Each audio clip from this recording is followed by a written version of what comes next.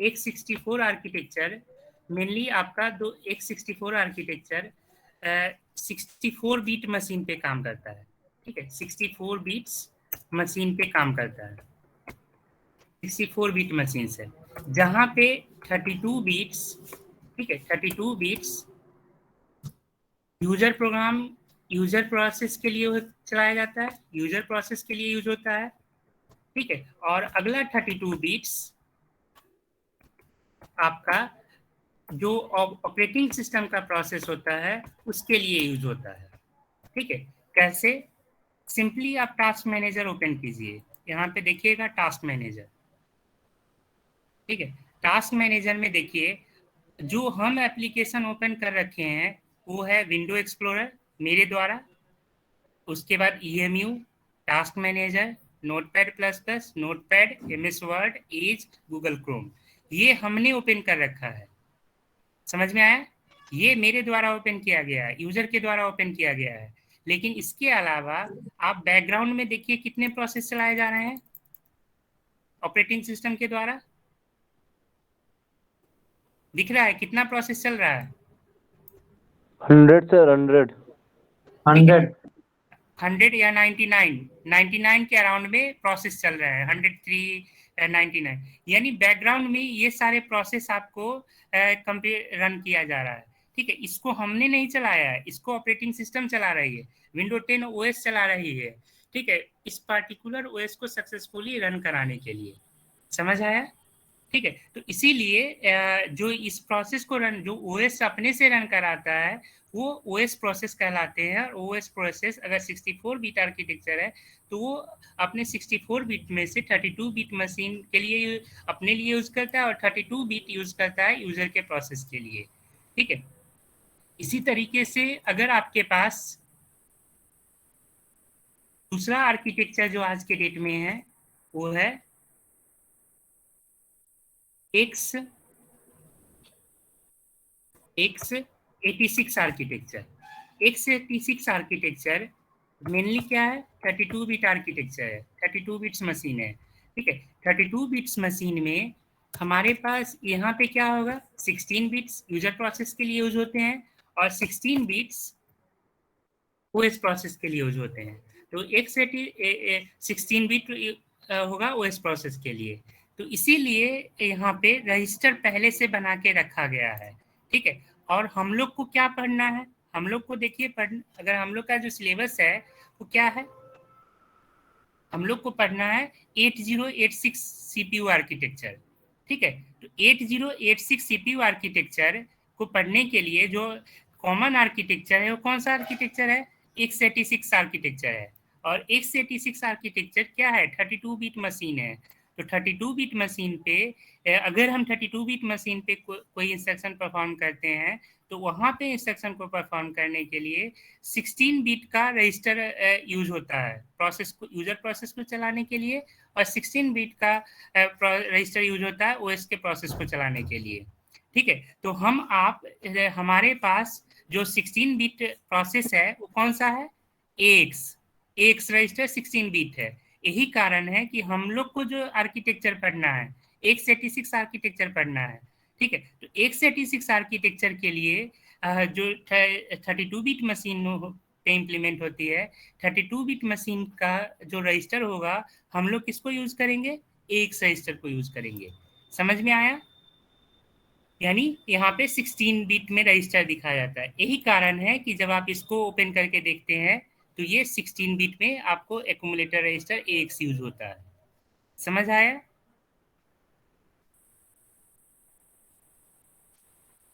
Sir एक doubt है। बोलिए, क्या डाउट है? सर ये 64 बिट के लिए हम लोग x64 का यूज कर रहे हैं, लेकिन 32 बिट के लिए x86। सर ये नंबर का थोड़ा उल्टा पुल्टा नहीं हमको लग रहा है, समझ में नहीं आया क्यों ऐसे। क्या उल्टा पुल्टा हो गया बताइए जरा, यहाँ तो क्लियरली लिखा जैसे हुआ है। अभी सर आप बताए कि x64 बिट, हाँ। x64 में 64 बिट हो गया सर, हम्म। ठीक है, लेकिन x86 में 32 बिट हो गया सर, ये ऐसे कैसे हो रहा है सर? ऐसे कैसे हो रहा है? आज के डेट में अगर आप कोई सॉफ्टवेयर डाउनलोड करते हैं तो शायद ध्यान नहीं देते होइएगा,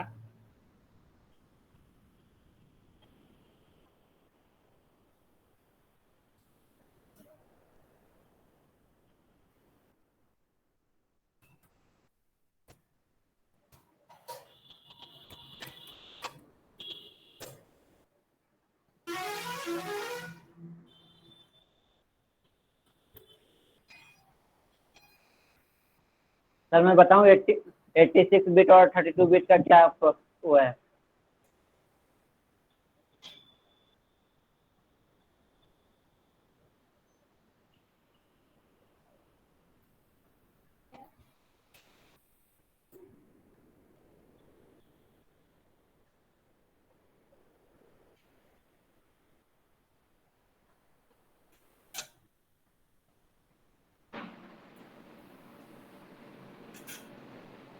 देख रहे हैं यहाँ पे आपको सारा क्या दिखा रहा है, x64 आर्किटेक्चर दिखा रहा है जब भी आप विंडोज 64 बिट मशीन के लिए डाउनलोड करते हैं।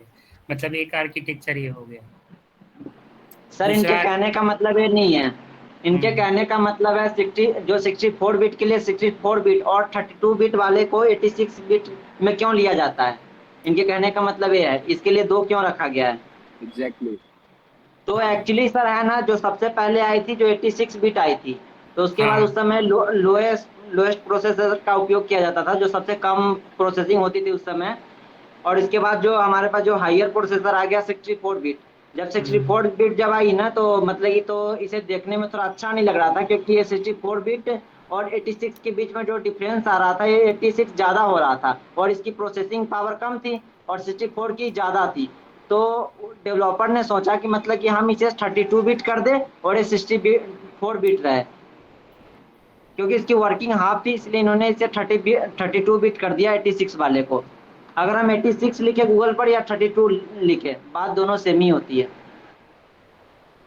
फिर भी बात तो वही रहेगी ना, क्लियर नहीं हो पाया ये तभी। हेलो नहीं सर। तो एक्चुअली सर ये पहले आ गई थी ना, तो इसके बाद जब 64 बिट आई तो इन्होंने डेवलपर ने 32 में इसे कन्वर्ट कर दिया। सर गूगल की इसकी हिस्ट्री तो है ही, देख लो। Hello sir. हाँ बोलिए। सर X64 X84 से ज़्यादा है ना? 86 है। देखिए ज़्यादा कम पे अभी नहीं जाइए, बस इतना समझिए कि अभी जो कंप्यूटर का आर्किटेक्चर है वो दो आर्किटेक्चर, मतलब अभी जो हम 64 बिट आर्किटेक्चर यूज करते हैं, ठीक है, तो 64 बिट आर्किटेक्चर से पहले जो आर्किटेक्चर यूज होता था वो x86 आर्किटेक्चर यूज होता था।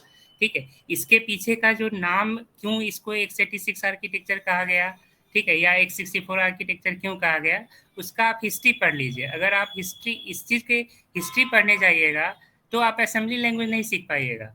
मेरा जो मेन मोटो है या मेन पर्पस है कि हम लोग 16 बिट में काम क्यों करते हैं, उसके रीजन के लिए हम यहाँ पे बताए थे। ठीक है, कहने का मतलब ये समझे कि जो 64 अगर समरी आप सर्च करिएगा गूगल पे या देखिएगा, तो यहाँ बस इतना समझ में आता है कि हमारे पास दो तरह का आर्किटेक्चर है आज के डेट में। पहले आर्किटेक्चर मतलब आज से 10-15 साल पहले की बात करें तो जो मोस्ट फेमस आर्किटेक्चर था उस वो था 8086 सीपीयू प्रोसेसर, ठीक है, जिसको कि x86 आर्किटेक्चर बोलते थे। और आज के डेट में जो आर्किटेक्चर यूज हो रहा है वो है x64 आर्किटेक्चर, जहाँ पे 64 बिट में इंस्ट्रक्शन को प्रोसेस किया जाता है। और इससे पहले वाला जो आर्किटेक्चर था वहाँ पे 32 बिट में प्रोसेस किया जाता था। ठीक है, अब इसका नाम 86 है और आपका कहना है कि 32 बिट में यूज होता है। इसका नाम x64 है, इसमें 64 बिट में करता है। इसके पीछे का हिस्ट्री आप जाके गूगल पे सर्च कर लो। अगर ये पढ़ने बैठोगे, डिफरेंस समझने बैठोगे, तो फिर असेंबली भूल जाओगे। ठीक है, बस समरी समझे जो हमारा मेन मोटो है पढ़ने का, कि हम लोग को असेंबली पढ़ना है। असेंबली में हम लोग 16 बिट, हम लोग को मेन असेंबली पढ़ने के पीछे आर्किटेक्चर पढ़ना है 8086। ध्यान से देखिए आपका क्या पढ़ना है, स्ट्रक्चर ऑफ 8086 सीपीयू आर्किटेक्चर पढ़ना है। और इसके इस आर्किटेक्चर के लिए जो स्ट्रक्चर के लिए जो इस सीपीयू के लिए जो आर्किटेक्चर यूज होता है वो है x86 आर्किटेक्चर। तो इस आर्किटेक्चर को में जो बीट होते हैं, डिनोट किए जाते हैं इंस्ट्रक्शन को, वो 32 बिट में किए जाते थे। जहाँ पे 32 बिट का मतलब, जो अगर 32 बिट मशीन है इस आर्किटेक्चर में, तो यहाँ 16 बिट यूजर प्रोसेस के लिए होता था और 16 बिट ओएस प्रोसेस के लिए होता था। ठीक है, तो हम आप जो रजिस्टर यूज करते हैं, ये सॉफ्टवेयर देख रहे हैं, इसमें जो प्रोसेस करेंगे तो हम लोग जितने भी इंस्ट्रक्शन लिखेंगे वो 16 बिट में लिखेंगे या लिखते हैं इसको असेंबली में रन कराने के लिए। इसके पीछे रीजन बस इतना ही है कि हम लोग को आर्किटेक्चर ही, हम लोग को असेंबली का जो आर्किटेक्चर पढ़ना है वो 8086 आर्किटेक्चर पढ़ना है। ठीक है, हिस्ट्री आप यहाँ से देख लो क्यों लिखा जाता है, पढ़ के देखोगे, गूगल करके देखोगे, समझ में आ जाएगा।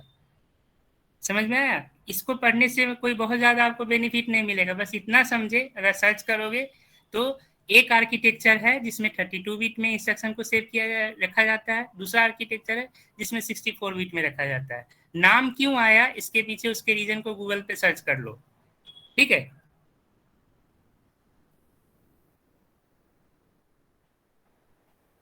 यहाँ तक समझ आया? इसका कोई 64 रिलेशन भी है कि आर्किटेक्चर पे क्यों नहीं पढ़ा रहे हैं फिर? क्या क्या कह रहे हैं? सर हम इसका सर कोई मतलब वो भी है क्या बेस की सर, जो 32 बिट का होता है सर वो लोअर डिवाइस के लिए होता है, जो जो x64 बिट का होता है वो हाई डिवाइस के लिए होता है। देखिए, परफॉर्मेंस पर्पज से क्या होता था ना कि स्टार्टिंग में जो सिस्टम थे, शुरुआत मतलब आज से 15-20 साल पहले जो सिस्टम था, उस समय सॉफ्टवेयर का भी साइज कम होता था। ठीक है, और जो हार्डवेयर की जो कैपेसिटी थी वो भी कम होती थी। लेकिन जैसे जैसे समय बढ़ा, ठीक है, समय के साथ सॉफ्टवेयर का भी साइज इंक्रीमेंट होते गया। ठीक है, पहले के टाइम में जो रैम हार्ड डिस्क आता था वो आपका 256 MB का या 512 MB का या 1 GB का रैम आता था। ठीक है, आज के डेट में देखा जाए तो आज आप अगर हार्ड डिस्क की बात करते हैं या रैम की बात करते हैं तो आज अगर मिनिमम जो आपका सिस्टम जो भी ऑपरेटिंग सिस्टम रन कर रहा है वो 4 GB आपका रैम होना चाहिए। हार्ड डिस्क आपका कम से कम 1 टेराबाइट होना चाहिए, ज़्यादा है तो अच्छी बात है। ठीक है, तो पहले के टाइम में जो प्रोग्राम बनते थे, पहले के टाइम में जो सॉफ्टवेयर प्रोग्राम बनते थे, वहाँ पे सॉफ्टवेयर के इंस्ट्रक्शन को रखने के लिए जो बीट यूज होता था वो बीट आपका कम होता था, 32 बीट में इनफ था। लेकिन जैसे जैसे समय बदला, समय के साथ प्रोग्राम का आर्किटेक्चर बढ़ता गया और हमें टाइम टू टाइम इन्हांसमेंट चाहिए। तो इन्हांसमेंट पर्पज से जैसे एक्सपी ऑपरेटिंग सिस्टम आया, एक्सपी के बाद टाइम के साथ विंडोज 7 आया, विंडोज 7 के साथ विंडो 8 आया, विंडो 8 के बाद विंडो 10 आया। ठीक है, तो हर एक सॉफ्टवेयर में अपडेट होता है। तो सॉफ्टवेयर में अपडेट होने के साथ अगर सॉफ्टवेयर में कोई अपडेट होता है तो उसका साइज बढ़ता है। ठीक है, तो उस साइज को बढ़ने के साथ हार्डवेयर का भी साइज बढ़ाना होगा, हार्ड डिस्क का, रैम का भी साइज बढ़ाना होगा। ठीक है, इंस्ट्रक्शन को रखने के लिए अगर साइज बढ़ रहा है तो इंस्ट्रक्शन को रखने के लिए इंस्ट्रक्शन की कैपेसिटी भी बढ़ानी होगी। ठीक है, मतलब बीट्स ज़्यादा बढ़ाने पड़े। तो इसीलिए जो पहले जो काम 32 बीट में होता था वो इंस्ट्रक्शन आज के डेट में 64 बीट में रखा जाता है। समझ आया? ठीक है, बस परफॉर्मेंस पर्पस है इसका, और कोई रीजन नहीं है, और समय के साथ एक्सटेंशन है सॉफ्टवेयर का।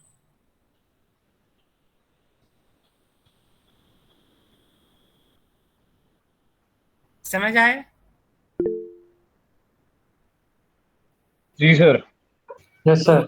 यहाँ पे अभी हम लोग को जो पढ़ना है, अगर मेनली पहला जो रजिस्टर है जिसका नाम है एक्यूमुलेटर, एक्यूमुलेटर को किस पर्पज से यूज करेंगे? इनपुट और आउटपुट ऑपरेशंस के लिए। इनपुट और आउटपुट ऑपरेशंस के लिए एक्यूमुलेटर को डिनोट करते हैं। एक्यूमुलेटर को डिनोट करने के लिए असेंबली लैंग्वेज में टर्म्स जो यूज किए गए हैं वो ए है या AX है या EAX है या RAX है। ठीक है, ये अलग अलग टर्म्स है। इस अलग अलग टर्म्स को ऐसे समझे, ए का मतलब होगा 8 बिट्स, AX का मतलब होगा 16 बिट्स में इंस्ट्रक्शन को सेव किए जाएंगे। अगर EAX यूज करते हैं तो 32 बिट में रखे जाएंगे, और RX को यूज करते हैं तो 64 बिट में रखे जाएंगे। ठीक है, अब हम लोग किसको यूज करते हैं? हम लोग को 8086 पढ़ना है। 8086 के लिए जो 8086 हमारा 32 बिट मशीन है।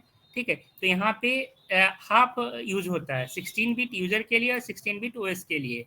तो इस 16 बिट के रिक्वायरमेंट को मैच करने के लिए जो रजिस्टर अभी दिया हुआ है वो कौन सा है? AX दिया हुआ है। ठीक है, तो हम लोग जितने भी 16 बिट रजिस्टर्स होंगे हम उसको यूज करेंगे इस आर्किटेक्चर को सपोर्ट करने के लिए, क्योंकि स्पेसिफिक आर्किटेक्चर यहाँ यूज होता है। अगला है बेस रजिस्टर। बेस रजिस्टर किस पर्पज से यूज होता है? Hold the address of data, मतलब जो भी डेटा आप सेव करते हैं उस डेटा का एड्रेस अगर आप रखने का काम कौन करता है? Base register. जैसे सी में अगर कोई वेरिएबल बनाते थे तो वेरिएबल का एड्रेस को कौन होल्ड करके रखता था? वेरिएबल का नेम। वेरिएबल का नेम, वेरिएबल का एड्रेस, कुछ अगर कोई वैल्यू आप किसी वेरिएबल पे सेव करें पॉइंटर, तो उसको होल्ड करके कौन रखता था? पॉइंटर। पॉइंटर। ठीक है, तो ये लगभग पॉइंटर जैसा काम करता है, बेस रजिस्टर। उसके बाद तीसरा क्या है? Counter register. It counts used in loop. इसको बेस रजिस्टर को भी बी से डिनोट करेंगे, या बी एक्स से, या ई बी एक्स से, या आर बी एक्स से। ठीक है, तो बी का मतलब सेम हो जाएगा, B for 8 bit, B X for 16 bit, E B X for 32 bit, और R B X for 64 bit. हम आप किसको यूज करेंगे? बी एक्स रजिस्टर को। बी एक्स रजिस्टर क्या है आपका? 16 बिट रजिस्टर है। इसी तरीके से जब असेंबली लैंग्वेज में लूप का प्रोग्राम बनाएंगे तो उस समय क्या यूज करेंगे? Counter register. ठीक है, काउंटर रजिस्टर यूज करते हैं। तो काउंटर रजिस्टर यानी लूपिंग, जब भी कोई लूप का प्रोग्राम असेंबली में बनेगा तो उस समय हम किसको यूज करेंगे? काउंटर रजिस्टर को। काउंटर रजिस्टर को भी डिनोट करते हैं सी से, या सी एक्स से, या ई सी एक्स से, या आर सी एक्स से। सी का मतलब 8 बिट, सी एक्स का मतलब 16 बिट, ई सी एक्स का मतलब 32, और आर सी एक्स का मतलब 64। इसी तरीके से अगला होता है data register. It holds data for output.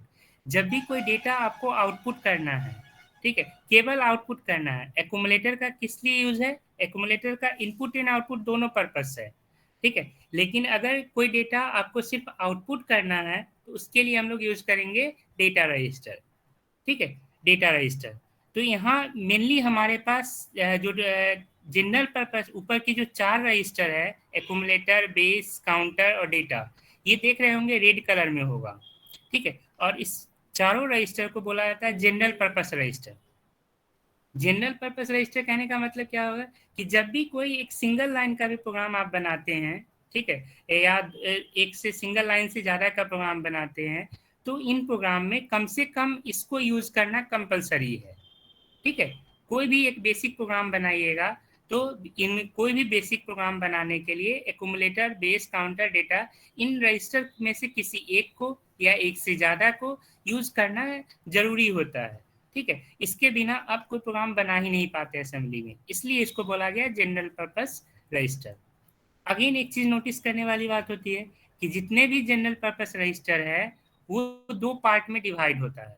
ठीक है, 2 पार्ट में डिवाइड होने का मतलब कि 2 पार्ट में डिवाइड होने का मतलब होता है कि एक 16 बिट रजिस्टर है तो 8 बिट में हाई बाइट होता है और लो बाइट होता है। 8 बिट का हाई बाइट होगा और 8 बिट का लो बाइट होगा। ठीक है, तो एल कहने का मतलब एक्यूमुलेटर का लो बाइट, एच कहने का मतलब एक्यूमुलेटर का हाई बाइट। ठीक है, यानी अगर आप ध्यान से देखेंगे तो ऊपर की जो 4 जनरल पर्पस रजिस्टर हैं वो 2 पार्ट में डिवाइड होता है, एक हाई बाइट में और एक लो बाइट में। ठीक है, तो हाई बाइट इसको हम एच रजिस्टर बोलते हैं। ठीक है, और लो बाइट इसको भी हम एल रजिस्टर बोलते हैं। ठीक है, एल रजिस्टर बोलते हैं। ठीक है, ये एल रजिस्टर लो बाइट 8 बिट का होता है और हाई बाइट एच रजिस्टर भी 8 बिट का होता है। दोनों मिला के आपका एक रजिस्टर बनता है जो कि 16 बिट का होता है। इसको हम लोग एक्यूमुलेटर बोलते हैं। हाई बाइट का पर्पस बस इतना समझ लें, जब कोई स्पेसिफिक डेटा या सिस्टम डिफाइंड डेटा को रखना होता है तो उस समय हम हाई बाइट यूज करते हैं। ठीक है, जो कि हम आगे कोड के थ्रू देखेंगे। और जब कोई यूजर का डेटा रखना होता है, हमको आपको कुछ डेटा रखना होता है, तो वो हम लो बाइट पे रखते हैं।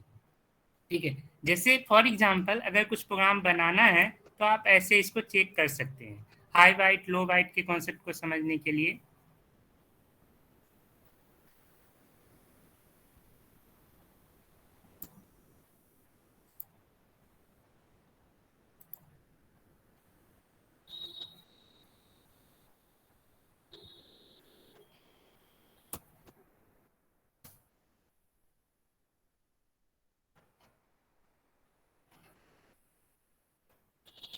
देखिए मूव एल कॉमा टाइप कर दिए। ठीक है, उसके बाद इस डेटा को आपको आउटपुट करना है तो लिखना होगा MOV मूव DL कॉमा क्या AL। एल में जो डेटा होगा, एक्यूमुलेटर में जो डेटा होगा, एक्यूमुलेटर में डेटा किस लिए रखते हैं? इनपुट और आउटपुट पर्पज से। तो हमने पहले एक्यूमुलेटर को यूज करके 5 डेटा जो नंबर 5 है उसको एक्यूमुलेटर में इनपुट करा लेते हैं और उस डेटा को कहाँ रख देते हैं, आउटपुट करना है, इस 5 को डिस्प्ले कराना है, ठीक है। तो इसलिए हमें इसको मूव करके कहाँ ले जाना होगा, डेटा रजिस्टर में। उसके बाद अब इसको आउटपुट करने के लिए एक लाइन लिखना होता है INT 21H।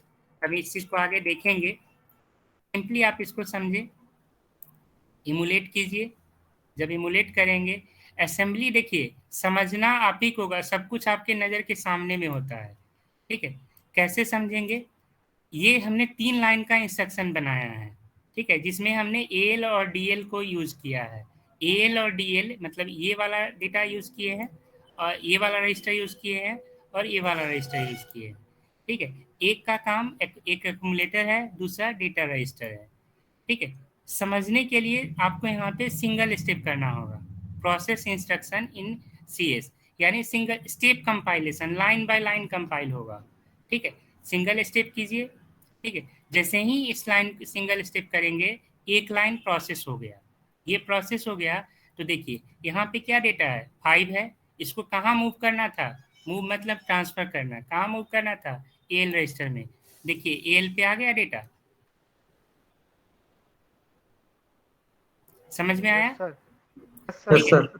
इसी तरीके से अगला क्या है, जब ये लाइन प्रोसेस होगा, इस लाइन को समझने के लिए आपको सिंगल स्टेप करना होगा, ठीक है। सिंगल स्टेप कीजिए। अभी DL रजिस्टर पे क्या है, कुछ क्या दिख रहा है डेटा,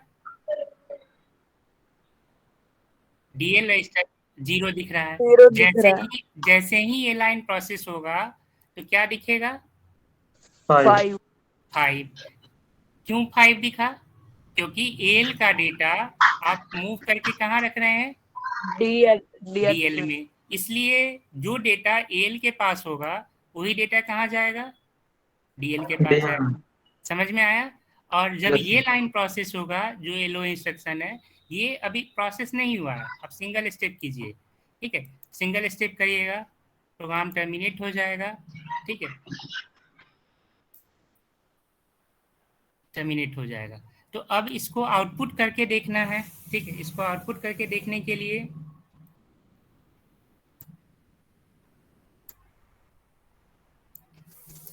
ठीक है, यहाँ तक समझ में आ गया AL DL।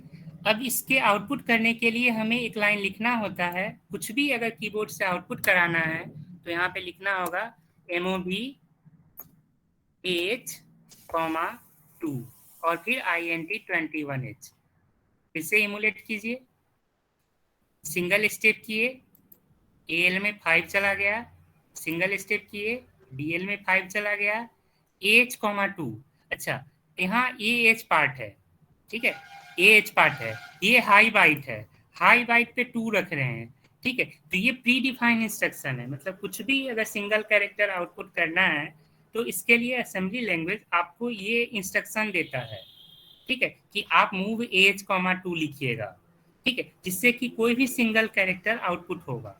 Single character output कैसे होगा, सिंगल स्टेप कीजिए, देखिए AH में चला गया 2, ठीक है, AH हाई बाइट पे 2 रखा गया, उसके बाद सिंगल स्टेप कीजिए, ठीक है। अब आपको आउटपुट ये दिखा, आउटपुट दिख रहा है, थोड़ा इसको जूम करके दिखाते हैं।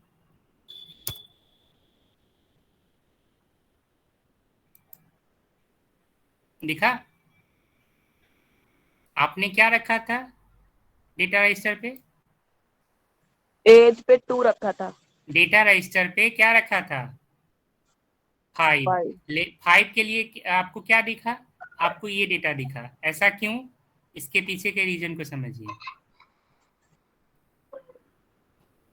यहाँ पे एक स्काई कोड यूज होता है, स्काई तो समझते होइएगा, यस सर।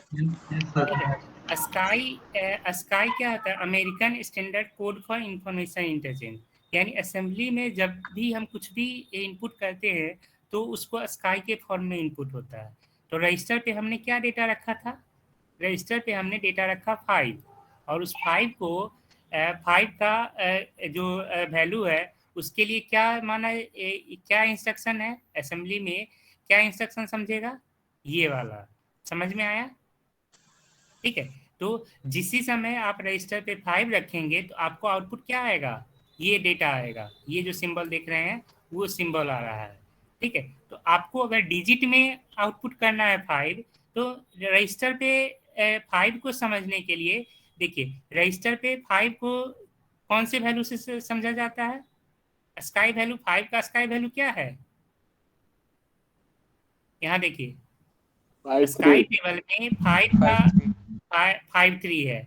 मतलब अगर रजिस्टर पे यानी एल रजिस्टर पे अगर हम 53 रखते हैं और तब आउटपुट करेंगे तो हमें क्या आउटपुट आएगा, 5 आएगा।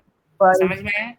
इसलिए हमें क्या करना है, इसके लिए हम लोग को अगर आपको अभी आउटपुट जो ऐसे आ रहा है, ठीक है, ये आउटपुट आ रहा है, यहाँ 5 अगर आपको देखना है तो इस 5 को देखने के लिए क्या करना होगा, जो डेटा रजिस्टर पे डेटा 5 है उसको ऐड कर दीजिए, ऐड DL, 48। तो डेटा रजिस्टर में पहले से एक्यूमुलेटर से आया 5 और उस 5 पे हमने क्या कर ऐड कर दिया 48, 53 हो जिससे कि जाएगा। डेसिमल में डेटा कन्वर्ट हो जाए। और अगर अब आप इस प्रोग्राम को इमुलेट करके रन करेंगे, सिंगल स्टेप किए, देखिए AL पे 5 पहुंचा, सिंगल स्टेप किए, DL पे 5 पहुंचा, सिंगल स्टेप किए, यहाँ पे 35 हो गया। 35 क्यों, इसके पीछे के भी लॉजिक है। लॉजिक ये है, स्काई टेबल को कन्वर्ट कीजिए। देखिए स्काई टेबल पे यहाँ पे क्या है, 5 का है 53। जब इस पे क्लिक करेंगे तो इस 53 को हेक्साडेसिमल में 53 का हेक्साडेसिमल वैल्यू क्या होता है, 35। मतलब वो हेक्साडेसिमल में इनपुट ले रहा है और इसलिए आपको 35 दिखता है। उसके बाद अब यहाँ पे फिर से सिंगल स्टेप किए, एच रजिस्टर में 2 पहुंच गया, जिससे कि हाई बाइट पे 2 पहुंचा। ये किस लिए यूज होता है H,2, सिंगल कैरेक्टर आउटपुट करने के लिए। और कुछ भी आउटपुट इससे इमुलेटर से मॉनिटर पे पहुंचे उसके लिए INT21H इंस्ट्रक्शन यानी इंटरप्ट कॉल होता है, इसको कॉल कीजिएगा, सिंगल स्टेप कीजिएगा, सिंगल स्टेप। देखिए अब आपको डेटा पहुंच गया 5। यानी एक सिंगल कैरेक्टर या सिंगल डिजिट कुछ भी आउटपुट करना है तो उसके लिए आपको ये लाइन लिखना होगा, 5 लाइन का इंस्ट्रक्शन लिखना होगा। समझ में आया? और इस 5 लाइन के इंस्ट्रक्शन को सिंगल कैरेक्टर को या सिंगल डिजिट को आउटपुट करने के लिए हमने कौन सा रजिस्टर यूज किया है, एल एच जो कि एक्यूमुलेटर रजिस्टर है, DL डेटा रजिस्टर है, और तो ये जनरल पर्पस रजिस्टर है, इसलिए इसको बोला गया जनरल पर्पस रजिस्टर। समझ आया?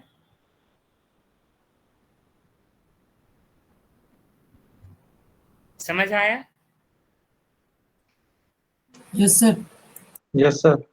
यही सर। चीज देखिए, अगर कोई भी असेंबली को अगर आपको समझना है तो खुद ही सिंगल स्टेप करके देखिएगा, ठीक है। या अगर वन शॉट में रहा, अगर सब कुछ समझ में आ गया तो आप सिंपली वन वे में अगर रन करना चाहते हैं तो इसको बंद कीजिए, इसे एमुलेट कीजिए और यहाँ से रन कीजिए।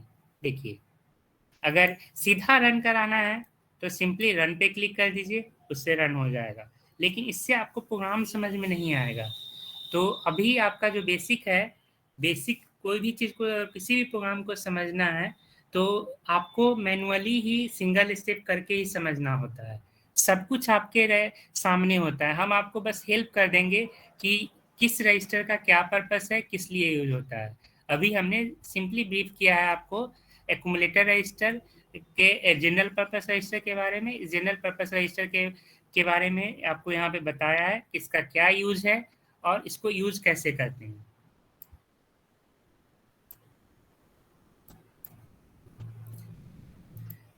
ठीक है, तो ये जनरल पर्पस रजिस्टर हो गया। बाकी के रजिस्टर को आगे हम लोग देखेंगे, ठीक है। फिलहाल के लिए यहाँ तक हो गया, तो थोड़ा सा एक इंस्ट्रक्शन को देख लें। इसी तरीके से ये सब अभी बचा हुआ है, code segment, data segment, stack segment, extra segment, ये सब आगे बताएंगे, ठीक है। अभी बताएंगे तो समझ में ही नहीं आएगा।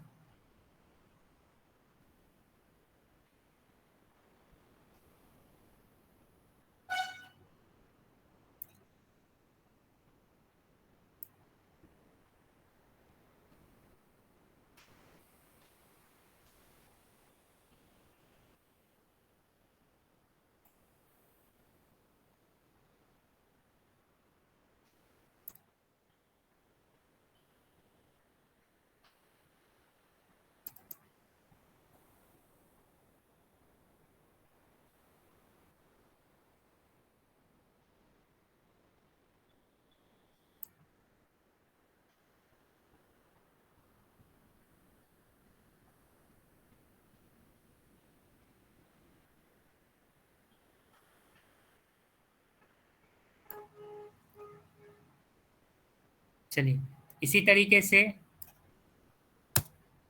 देखिए, इसको हमने यहाँ से कॉपी किया, Ctrl+C, और इसको कहाँ डाल देते हैं, आपके चैट बॉक्स में डाल देते हैं। आप इसको प्रैक्टिस कर लेना चैट बॉक्स से कॉपी करके।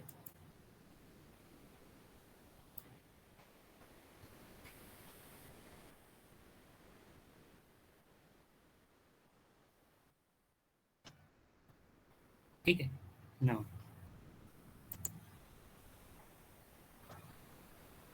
अगर कुछ डेटा सपोज कीजिए एल रजिस्टर पे आपने 5 डाला, अभी हम लोग जनरल पर्पस रजिस्टर जो 4 पर है उसी पे समझेंगे।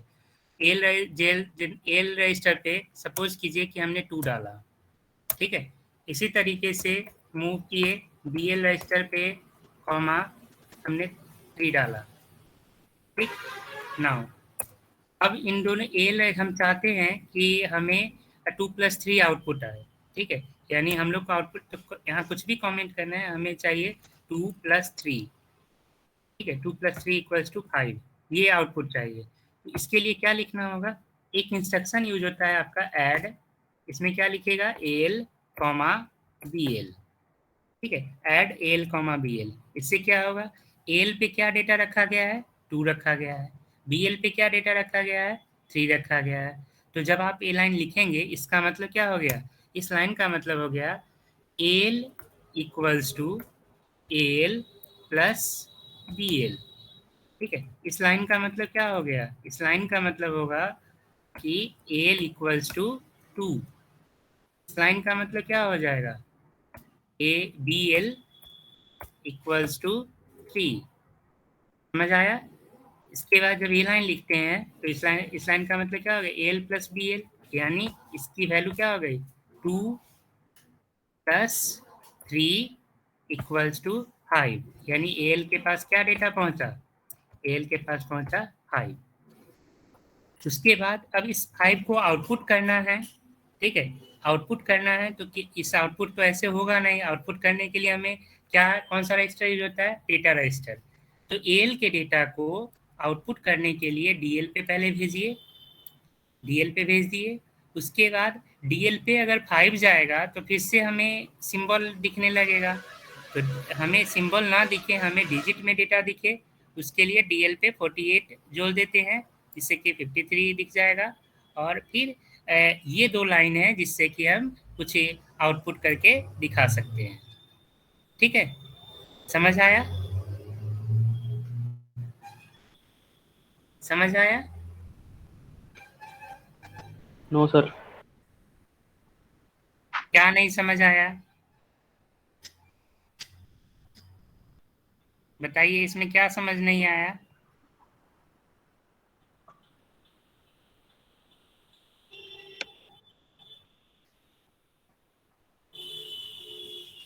सर ये प्रोग्राम फिर से समझा दो एक बार।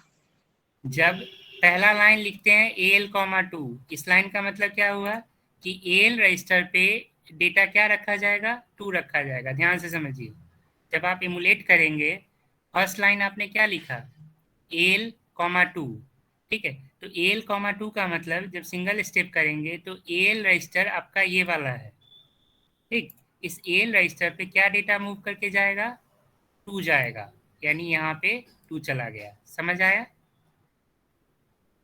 Yes sir. Yes sir. फिर अगला इंस्ट्रक्शन क्या है, सिंगल स्टेप करिए BL,3, इस लाइन से क्या होगा, सिंगल स्टेप किए, BL पे क्या पहुंच गया, 3। समझ में आया कि जब हम ये लाइन लिखते हैं मतलब हमने AL में 2 कॉपी किया है, ये लाइन लिखते हैं मतलब BL में 3 कॉपी किया है। क्लियर है। Yes sir. उसके बाद जब आप ये लाइन लिखोगे ऐड AL, BL, तो AL में अभी क्या है, AL में अभी क्या है, 2। जब आप ऐड करेंगे AL BL को तो AL के पास पहले से 2 है और BL के पास क्या है, 3 है। तो AL प्लस BL क्या होगा, AL प्लस BL का मतलब AL = AL प्लस BL।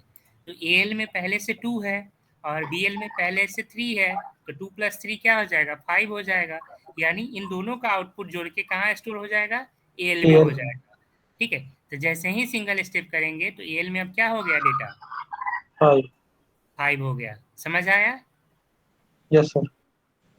उसके बाद अब इस पर एल के डेटा को आउटपुट करना है, हमने जोड़ के हमें दिखाना है डेटा को। ठीक है, तो डेटा को दिखाने के लिए क्या करना होगा, सिंगल स्टेप कीजिए। ठीक है, सिंगल स्टेप किए तो पहले डेटा आउटपुट कर, एल से डायरेक्टली डेटा आउटपुट नहीं होता है, ध्यान रखिएगा। ठीक है, एल बेसिकली एक्यूमुलेटर रजिस्टर है जो इनपुट एंड आउटपुट ऑपरेशंस के लिए परफॉर्म होता है। मतलब क्या कि कुछ भी कीबोर्ड से इनपुट करना है या मैनुअली इनपुट करना है तो वो एक्यूमुलेटर पे स्टोर होता है, और कुछ भी अगर आपको आउटपुट करना है तो आउटपुट करने के लिए एक्यूमुलेटर से डेटा को मूव करके कहाँ ले जाना होगा, डेटा रजिस्टर पे, जिससे कि जो भी डेटा रजिस्टर के पास डेटा होगा वो आउटपुट हो जाएगा। तो एक्यूमुलेटर के पास अभी 5 है, इस डेटा को हमें 5 कहाँ से आया है, जो ऐड ऑपरेशन का रिजल्ट है।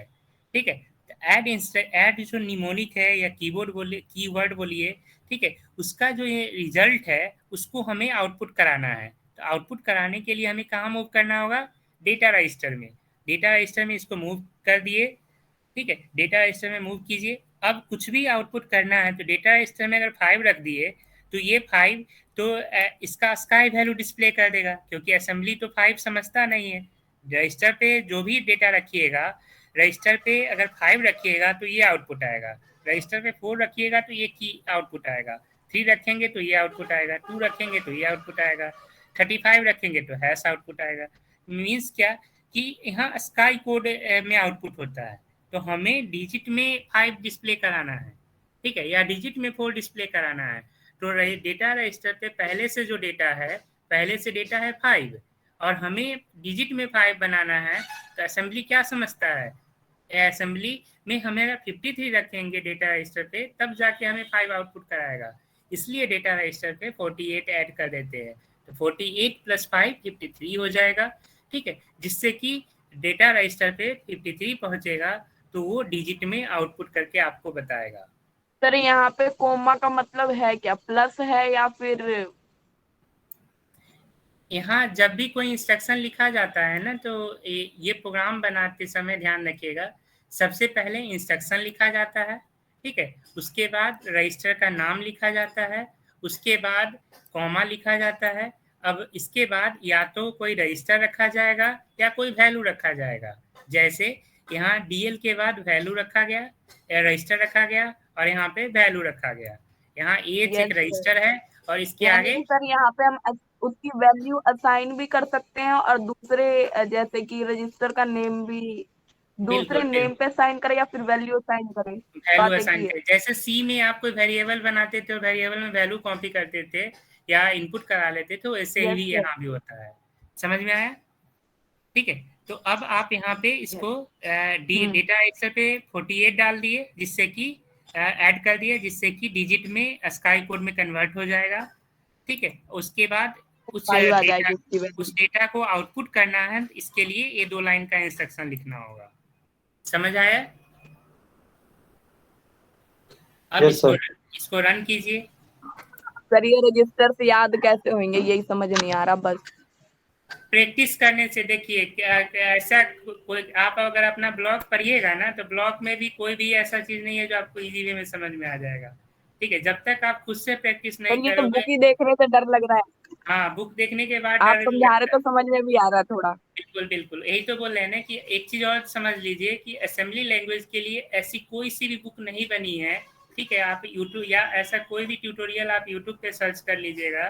ठीक है, असेंबली पढ़ने का, अब आप जब असेंबली को शुरू से अंत तक पढ़ो, ठीक है, फिर 2-4 बार जब पढ़ोगे तब समझ में आएगा। या कोई भी किताब पढ़ लीजिए, असेंबली पढ़ने के लिए कोई एक प्रॉपर फ्लो नहीं है। जैसे सी में एक फ्लो है कि पहले आप प्रोग्राम का स्ट्रक्चर पढ़िए, फिर डेटा टाइप पढ़िए, फिर लूप पर कंट्रोल स्टेटमेंट पढ़िए, उसके बाद फंक्शन पढ़िए, एरे पढ़िए, पॉइंटर पढ़िए।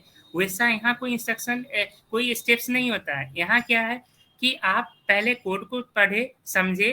ठीक है, ध्यान से देखिए, इसमें अच्छे से अगर देखिएगा इंस्ट्रक्शन, ठीक है, तो यहाँ पहले से क्या बताया, पहले आर्किटेक्चर समझाया, फिर इंट्रोडक्शन करवाया, तब जाके प्रोग्राम बता रहा है। ठीक है, तो कहने का मतलब है कि हमको आपको प्रोग्राम बनाने के लिए एक अपना फ्लो बनाना होता है। अब फ्लो क्या है, हम जो आपको पहले बताया कि पहले आप रजिस्टर को पढ़िए, रजिस्टर को समझिए, मतलब अब आपका टास्क क्या होगा, पहले जाके रजिस्टर को पढ़िए। ठीक है, रजिस्टर कितना है, 14 रजिस्टर है। जब आप बुक में ही देखिएगा, जैसे यहीं पे देखिए,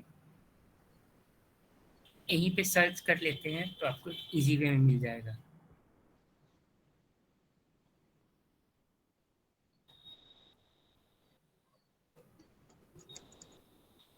देखिए यहाँ पे दिखा रहा है जनरल पर्पस रजिस्टर, यहाँ x register general purpose accumulator है, बी एक्स है, सी एक्स है, डी एक्स है, स्टैक सेगमेंट है। अगर इसको पढ़िएगा ना तो पर्पस, केवल पर्पस समझ में आएगा, फ्लैग रजिस्टर समझ में आएगा, लेकिन ये चीज कहाँ है, कैसे है, ये चीज आपको समझ में नहीं आता है। इसको समझने के लिए सब आपको क्या करना होगा, अपना सॉफ्टवेयर डाल लीजिए, और इस सॉफ्टवेयर पे जितना भी रजिस्टर है, जो स्क्रीन है वो आपको दिख जाता है।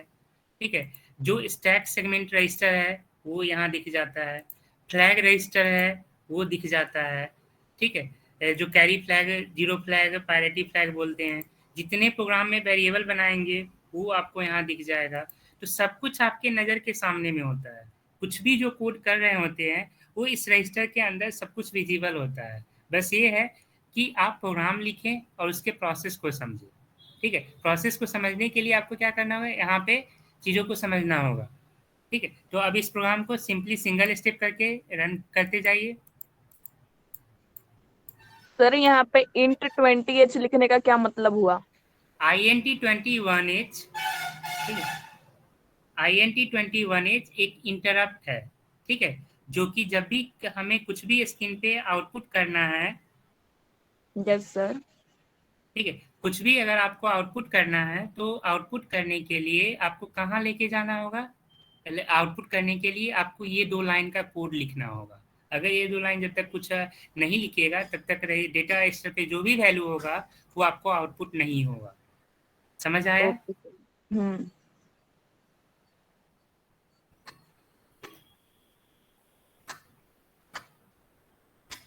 ठीक है, इसी तरीके से ये समझ में आ गया, समझ आ सर गया ये? इसके लिए Yes, हमें sir. ASI वैल्यू सारी याद होनी चाहिए? क्या याद होनी चाहिए,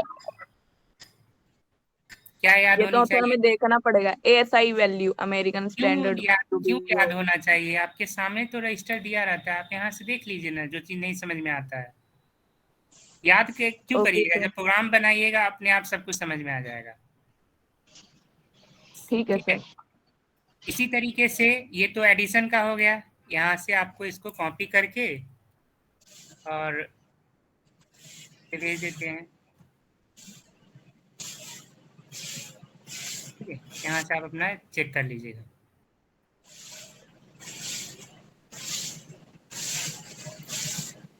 उसके बाद अगर सबस्ट्रैक्ट का अगर करना है, ठीक है, जैसे मान लीजिए लेट्स से एल पे हमने 5 रखा, ठीक है, बीएल पे 3 रखा, और अब सबस्ट्रैक्ट करना है हमें,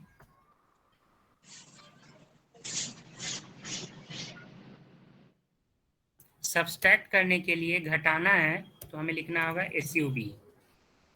ठीक है, SUB AL, BL। इस लाइन का मतलब क्या हो जाएगा, इस लाइन का मतलब हो जाएगा AL माइनस BL। ठीक है, AL माइनस BL। तो AL माइनस BL का मतलब क्या हो गया कि अभी AL के पास पहले से क्या 2 डेटा था, माइनस 3 हो जाएगा। पहले से डेटा था 5, इसमें से माइनस हो जाएगा, माइनस हो जाएगा 3। ठीक है, तो रिजल्ट क्या आएगा, 2 आएगा। ठीक है, 5 रिजल्ट आ जाएगा 2। अच्छा, उसके बाद अभी इस लाइन को हटा दीजिए, देखते हैं क्या होता है। 1 स्टेप में समझिए, सिंगल स्टेप कीजिए, सिंगल स्टेप, AL में पहुंचा 5, सिंगल स्टेप, BL में पहुंचा 3, सिंगल स्टेप, AL में पहुंचा 2, सिंगल स्टेप, DL पे पहुंचा 2, सिंगल स्टेप, AH पे पहुंचा 2, जिससे कि कुछ डेटा आउटपुट हो जाएगा इंटरप्ट के थ्रू। अब आपको ये डेटा आया। अच्छा, अब देखिए ये डेटा क्यों आया, ये कौन सा डेटा है?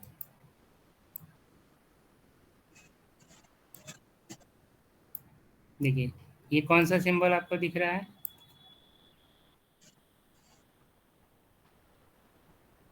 दिखाई टू दिया? का हाँ, और टू का ठीक है, ये सिंबल आपको दिख रहा है। मतलब क्या है कि इमोजी लग अगेन रहा है मुझे तो। अगेन यहाँ पे जो भी ऑपरेशन परफॉर्म हो रहा है वो किस पे हो रहा है? स्काई बिट पे हो रहा है। ठीक है, तो आपको एक्चुअल डेटा दिखाना है। एक सेकेंड थोड़ा होल्ड कीजिएगा।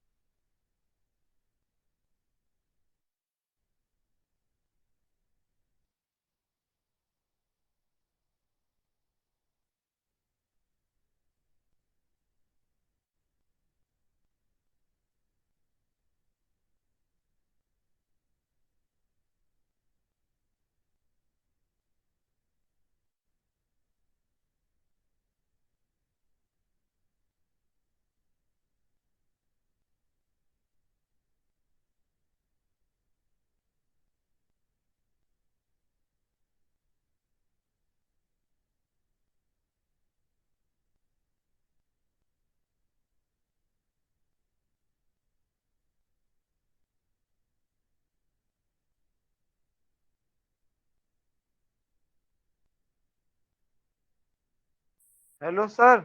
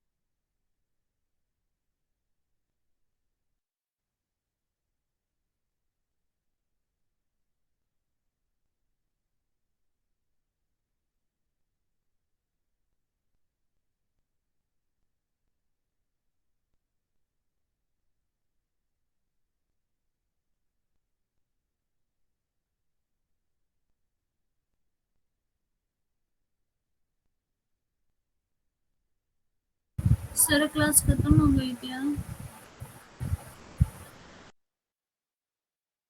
4 minutes left.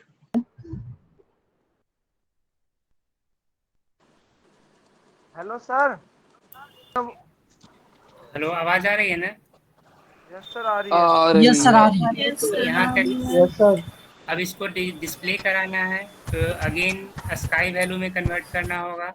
यानी यहाँ पे DL रजिस्टर पे 48 ऐड कर दीजिए, और जिससे कि अब इमुलेट करके देखेंगे। सिंगल स्टेप कीजिए, AL पे 5 पहुंचा, BL पे 3 पहुंचा, सिंगल स्टेप किए, AL माइनस BL हो गया, यानी 5 माइनस 3 2 पहुंच गया यहाँ पे। ठीक है, इस 2 को डिस्प्ले कराने के लिए फिर इसका स्काई वैल्यू लेना होगा। तो सिंगल स्टेप कीजिए, डेटा रजिस्टर पे 2 पहुंचा, फिर इसको 32, ठीक है, इस 32 को देखिए, इसका 50 पहुंच गया, 48 + 2, और ये 32 हेक्साडेसिमल वैल्यू है। कैसे चेक कीजिएगा, यहाँ देखिए, जो डिजिट में 2 है उसको हम लोग स्काई वैल्यू क्या होता है, 0 से 9 का स्काई वैल्यू होता है 48 to 57। इस 2 को के लिए स्काई वैल्यू क्या होगा, 50। जब इस पे डबल क्लिक करेंगे तो ये हेक्साडेसिमल वैल्यू दिखाएगा। हेक्साडेसिमल वैल्यू 50 का हेक्साडेसिमल वैल्यू क्या होता है, 32। ठीक है, यही कारण है कि आपको रजिस्टर पे यहाँ पे जब आप देखते होइएगा, ठीक है, इस जगह पे तो आपको 32 दिखता है, जिसका कि स्काई वैल्यू 50 होगा अगर आप डेसिमल में देखेंगे तो। और अब इसको रन करते हैं,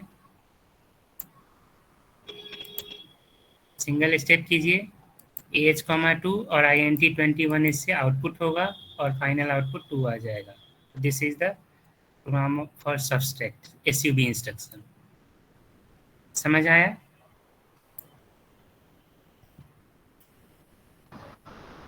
सर एक क्वेश्चन है मेरा। समझ आया? ठीक है, तो इतना कर लीजिए और आप प्रैक्टिस करिए, रजिस्टर को समझिए, रजिस्टर को पढ़िए। ठीक है, उसके लिए आपके ब्लॉक में यहाँ पे रजिस्टर सेट ऑफ 8086 है, इसको पढ़िएगा।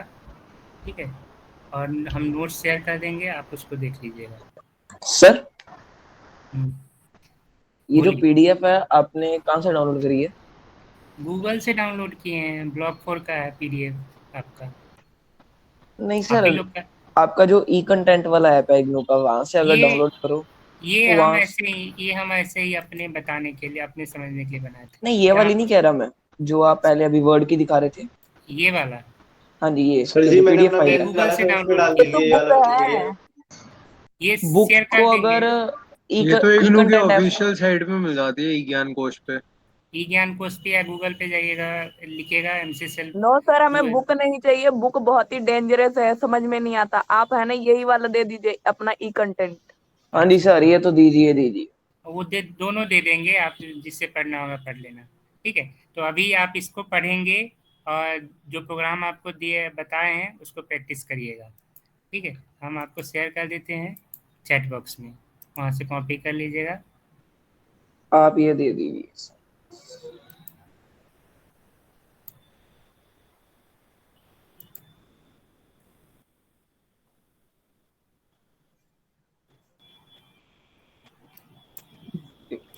ठीक है,